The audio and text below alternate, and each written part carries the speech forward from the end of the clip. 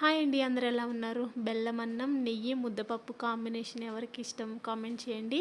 ముందుగా బియ్యం నానబెట్టి పక్కన పెట్టుకున్నాను.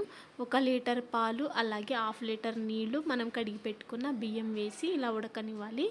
రైస్ ఇలా ఉడుకుతుందనమాట. అలాగే 1 గ్లాస్ కందిపప్పు కూడా కడిగేసి స్టవ్ మీద పెట్టి ఒక 3-4 విజిల్స్ వచ్చేలాగా ఉడికించుకోవాలి.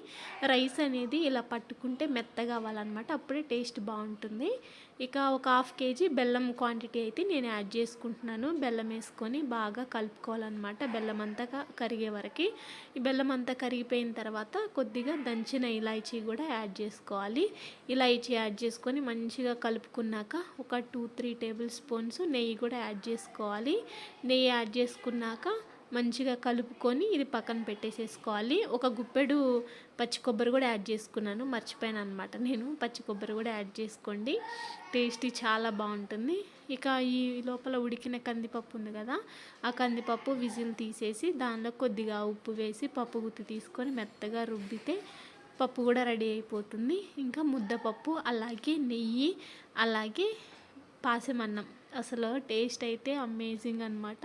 ఖచ్చితంగా మీరు కూడా తప్పకుండా ట్రై చేయండి. ట్రై చేసిన తర్వాత టేస్ట్ ఎలా ఉంది, మీకు నచ్చిందా లేదా అనేది కూడా కామెంట్ చేయండి. మా సైడ్ అయితే ఇలానే ఇష్టపడతారనమాట, పాసమన్నం అంటారు. మీరేమంటారో కామెంట్ చేయండి. బాయ్ అండి.